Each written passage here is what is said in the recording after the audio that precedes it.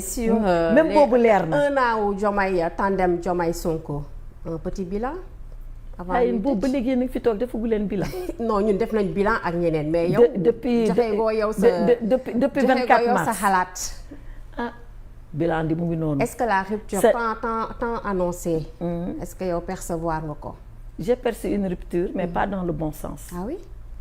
xam nga man li ma jaaxal ci gouvernance Pastef ñoom dañ nekk opposition ñàngal ñu ñëw si nguur ñu ñàngal téyewul réew dal moo koy téye xam-xam moo koy téye xam foo jëme nit ñi moo koy téye te di leen teel a wax loo xam ne danga koy def comme disait le président Abdou Diouf dire ce qu'on fait et faire ce qu'on a dit loolu mooy téye réew mais nag bu ñu xoolee ba xool ñun xamoon nañ ne que la situation doit être difficile parce que tout nouveau pouvoir qui arrive pendant 1 an est un pouvoir qui se cherche.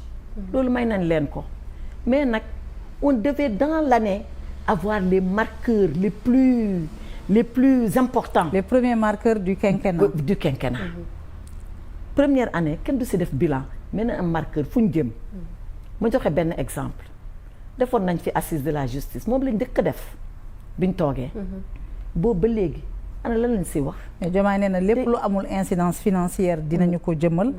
lii am incidence financière il faut que ñoom ñu dugg ci seen budget mën a démarrer la matérialisation. en attendant l'incidence financière nañ indi au moins modification yi yooyu ñu voté ko mais su fekkee ni ñoom assise de la justice dañ ko defoon pour ŋaññi yenn juges yi pour naan waa dañuy changer robe magistrat yi.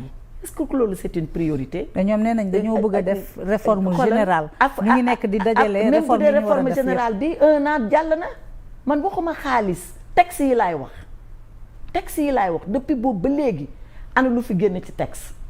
dara gis gu yàgg na de pour ñu yàkkamti woon def assise mu ngi bëgg a yàgg nag néew ma ne du agsi mais dama ne yàgg na kooku ci la bokk yeneen yi mooy suñu situation bi ñu nekk tey licenciement yu bëri yeeg compression yu bëri yeeg xale yi taxaw di yuuxu immigration irrégulière bi nga xam ne dafa jolliwaat am na ku ma ne keroog même 5 ans loolu amoon na ma ne ko waaw loolu dëgg la.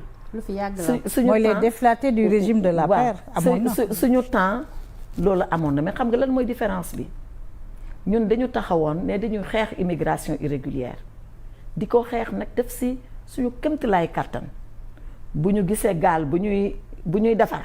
ñu ne gaal bi rëy na de est-ce que kii day nappi wala day yóbbu xale yi. ñu téye gaal gi léeg-léeg sax donte amuñu si droit bu ñu bëggee ñu jël ay jerrycan essence ci jerrycan ñu ne kenn du ko duyee ñu tere ko. jël ay gendarme teg leen ci waxuma ni ñoom defuñu ko. mais différence bi mooy ñoom dañoo taxaw ne bés bu ñu falo loolu yépp a jeex loolu suñu différence parce que ñun on avait la réalité du pouvoir. xamoon nañ ko lépp lu ñuy def dañu naan lii la ñu war a def mais du ñu diggee loo xam ni tout le monde savait dès le départ que c'est irréaliste presque innocent presque naïf presque candide donc loolu bokk na ci li nga xam ni bett na Sénégalais yi ba tax na réew mi nu mu taxawee nii ñéppaa koy jooytu on a arrêté les chantiers sous prétexte que dañuy def contrôle ça a pris 1 an on est encore là et ce n'est pas fini et que dit l'adage quand le bâtiment va tout va donc quand le bâtiment s'arrête tout s'arrête ana ñu doon dund ci bâtiment yi waxuma ñi koy tabax waxuma maçon yi fa nekk waxuma menuisier yi mais ki doon xam ne day xëy rek def fondem ñëw di ko jaay ci biir chantier bi amatu ko c'est ça un pays da ngay xool ci kaw ba ci suuf nga xool sa décision boo ko jëlee ana impact bu muy am ci sa askan ak ci sa réew loolu nag fii loolu moo fi manqué ak une vision claire tegal ñu ni Sénégal 2050 mais jàng nañ ko des na de des na lu bari sànq maa ngi dégg Gamayel mu naan wuy peut-être déficit bi nañ ko indi 3% 2027 2027 soreetul de dañuy dee de te soreetul de c'est bientôt compression yi daan nar a metti de agsi na te it c'est la conjoncture internationale moo tax lépp looy def ci sa économie da ngay xool géopolitique bi nu mu demee ñun dañ ñu woon nekk ci guerre Ukraine Russie Covid ak fu mu mujjee président Macky Sall di naviguer ci difficulté yooyu ba yàlla génne ñu ci on est un des rares pays qui n'a pas fait de récession pendant la Covid.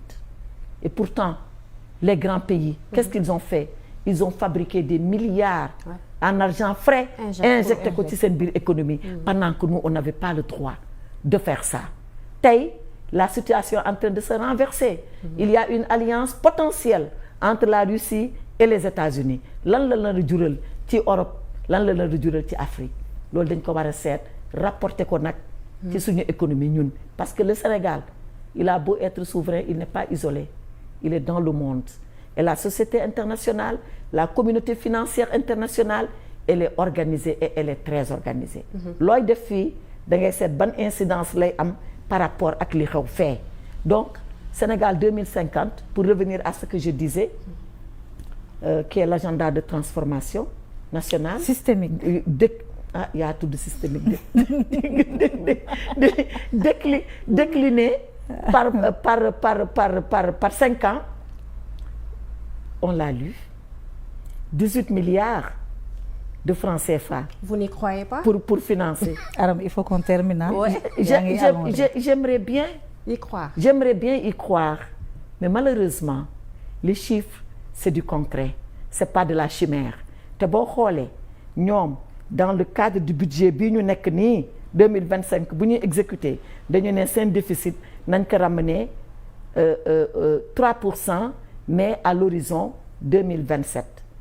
Ministère économie dans le plan Sénégal 2050 ministère économie defar dañu ne déficit bi 3% dès 2025 bi lañ koy. Waaw, où est la vérité? Mënta ne. Je termine avec